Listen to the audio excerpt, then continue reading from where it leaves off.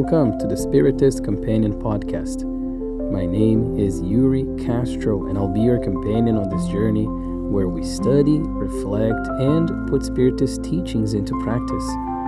If you enjoy what you hear, don't forget to subscribe, to follow our pages, and to send this podcast to someone else as well, so we may spread the seeds of light together.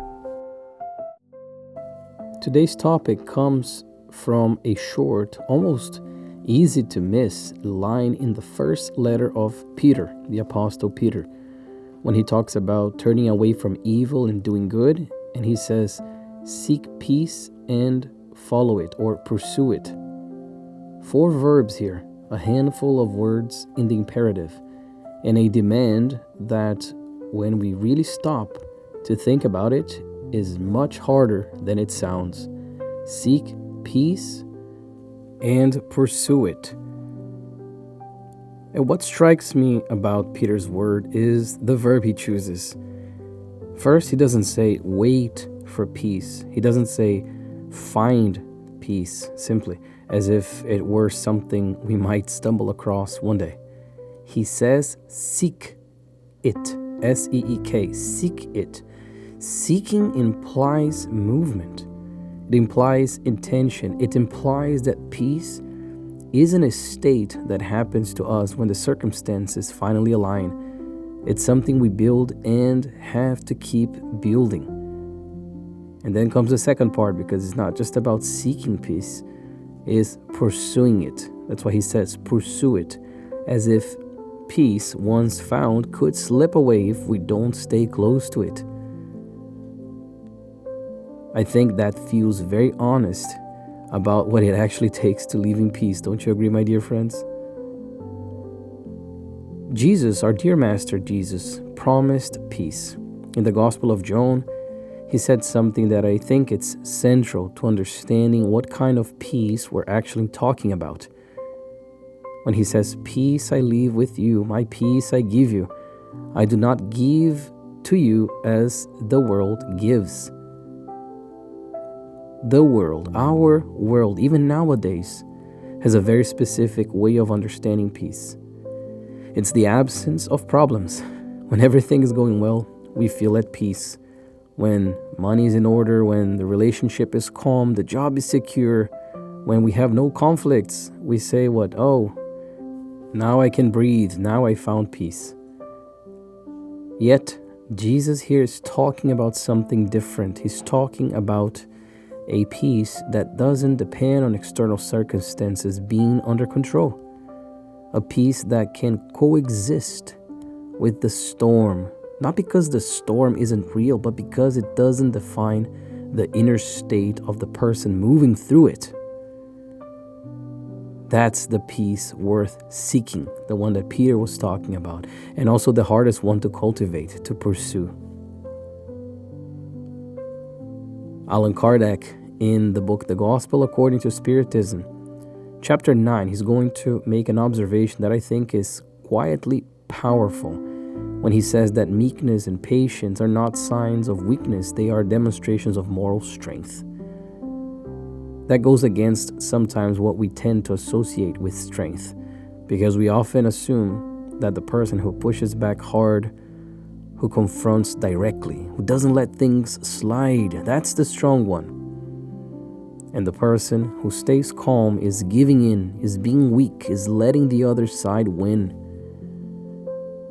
But Allan Kardec reverses that. He says true strength lies in self-mastery, that whoever learns to govern their own emotions is far less at the mercy of external circumstances. And that peace begins within, yes, and can only come from within too. Also, peace is not passivity. Seeking peace is not the same as settling, quote-unquote settling. It's not accepting injustice or pretending that everything is fine when it isn't. My dear friends, we can certainly defend the truth without aggression. We can certainly disagree firmly without disrespecting. And we can certainly correct someone, if we are in that position, without humiliating them. The big difference here, it's the state, the internal state from which we act. The same action, a correction, a boundary, a refusal, can come from a place of anger and pride or from a place of genuine balance and care. Someone acting from inner peace tends to produce very different results from someone acting from irritation. And the spirits in Spirit's book, they go even further, providing observations about the causes of human suffering. And we find out that a large part of our afflictions come from pride, from selfishness, from attachment to material things. And those same elements, my dear friends, are also one of the biggest thieves of peace. Pride keeps us locked in arguments we should have walked away from a long time ago. Selfishness has us constantly calculating what we're gaining or losing in every relationship. And attachment, well, puts us in a permanent state of anxiety about what we might lose. And there's also resentment, which may actually be the heaviest of all. Holding on to hurt is like carrying a weight in our chest that is not really ours. Or rather, it is ours now, but it shouldn't be. Sometimes the other person has already moved on, has continued with their lives, and we're still carrying that load. So why wait for the world to change first? Because I think that a lot of times we'll say, oh, I'll have peace once this situation gets sorted out, or when that person changes, then I'll be able to feel okay. When my life is more stable, then I'll be able to be calmer. It's a logic, yes, that can feel intuitive, but it holds peace hostage to circumstances. And circumstances rarely all align at the same time. There will always be something out of place, always someone who irritates us, and vice versa. Always a situation that hasn't resolved itself yet. Peter the Apostle doesn't invite us to wait for that alignment. He invites us to seek peace now in the middle of whatever is happening. Hence why it's so hard to talk about peace without talking about forgiveness. One depends heavily on the other. Resentment, like I said, and inner peace simply can't coexist. One gradually gives way to the other. And forgiveness does not mean that we're putting ourselves in the same situation. It means we no longer want the past governing our present. And that's why Spiritism places a great deal of emphasis on the concept of inner reform, inner transformation, which is that gradual transformation that our own tendencies undergo when we change our habits of thought and reaction too. One of the things I find most beautiful about this teaching is how directly it connects inner reform to serenity.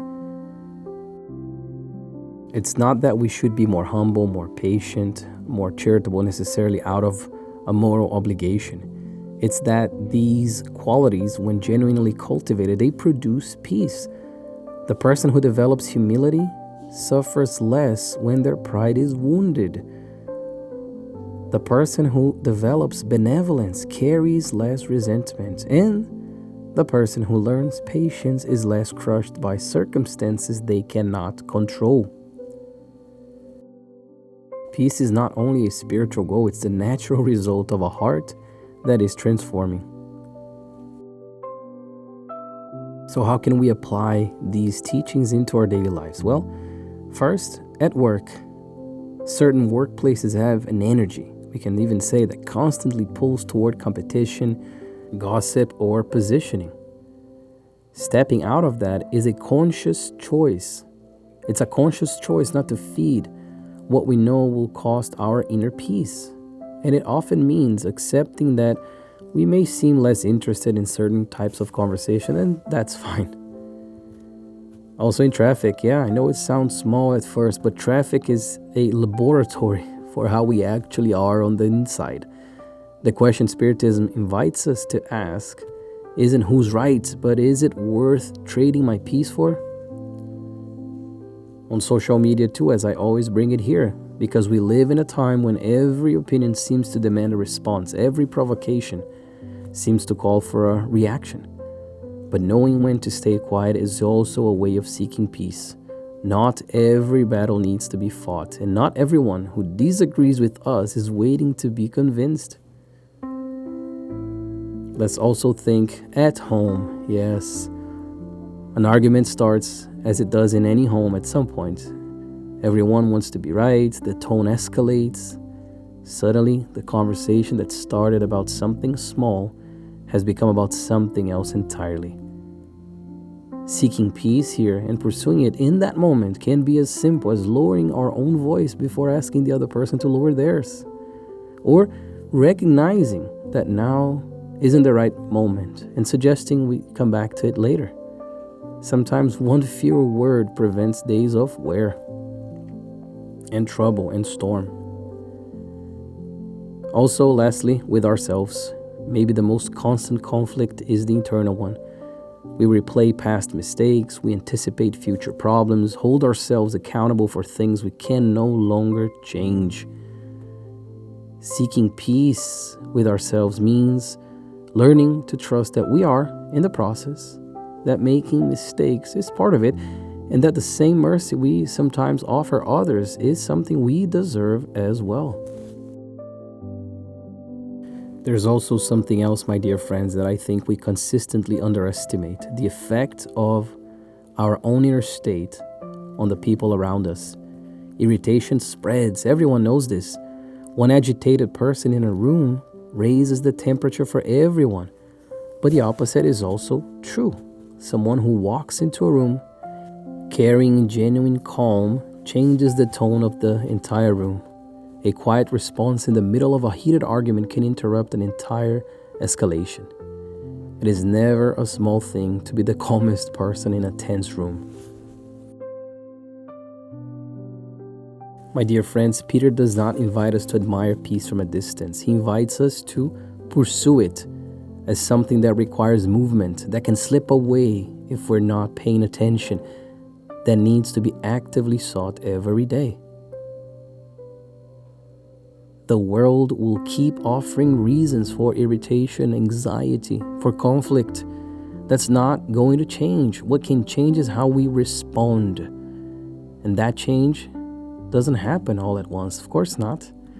It happens in a word chosen more carefully, in a silence held when things could have escalated, in a breath taken before responding. Those are very important things, decision by decision. Little by little, my dear friends, that's how peace is built.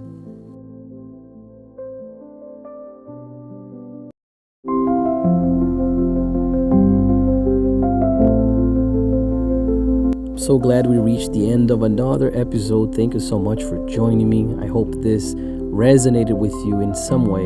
And if it did, please share it with someone who could use a little more peace and serenity in the middle of daily life. See you next Monday for another episode of the Spiritist Companion podcast. Until then, take care of yourself and seek peace. With fraternal love, your Spiritist Companion.